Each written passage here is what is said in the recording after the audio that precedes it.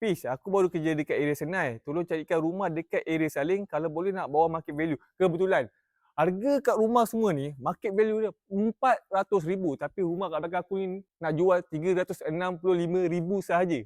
Jom kita review, let's go. Rumah ni sesuai untuk orang yang bekerja dekat area Senai. Macam dekat iPark Senai, dekat Senai Airport, dekat GPO dan sebagainya. Okey, keluasan rumah ni 20 kali 51. Rumah ni lokasi dia dekat Taman Saling Jaya Senai. Okey, kalau kau tengok bahagian car porch dia, boleh muat 2 biji kereta, memang tak ada masalah dan siap dengan awning. Dekat sini boleh letak sidai baju ataupun jemur baju pun tak ada masalah. Okey, dia ada kawasan car porch dia. Okay, kalau korang masuk dekat rumah ni, korang akan jumpa ruang tamu dekat area sini dan belah kiri ni untuk bahagian dining area dia. Kalau kat ruang tamu kat sini, kau boleh letak satu set TV dekat sini, letak kapet Pakistan kau beli dekat Tesco tu. Lepas tu kau letak satu set sofa dekat sini pun tak ada masalah. Okey, kat sini bahagian dining area dia, boleh letak satu set meja makan untuk 4 orang makan pun tak ada masalah. Okey, ni adalah keluasan bahagian ruang tamu dia. Ya, bilik pertama dia, kalau kau tengok bilik pertama dia, kiri kanan dia punya sizing dia agak nias-nias juga. Kalau boleh letak katil size single dekat sini ataupun queen dekat sini pun tak ada masalah. Okey, ni adalah kawasan bilik pertama dia.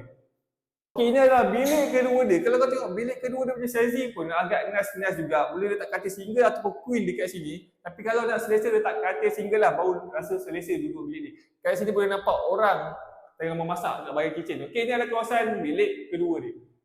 Ini adalah bilik ketiga dia. Kalau kau tengok bilik ketiga dia punya sizing dia agak nice-nice juga. Boleh letak katil single dekat sini pun tak ada masalah. Dan apa yang best, ada lighting dekat belah belakang ni. Okey, ni adalah kawasan bilik ketiga dia. Ini bahagian ruang tamu, sini bilik ketiga dia, dan sini pula bahagian kitchen dia dah siap dengan ada tabletop dah guys. Ini adalah ruang untuk korang memasak, untuk korang goreng, kat sini lah area dia. Kalau korang ada duit lebih, bertambah kabinet dekat belah bawah. Okey, depan kitchen dia ada 2 toilet untuk korang membuang ataupun untuk korang mandi.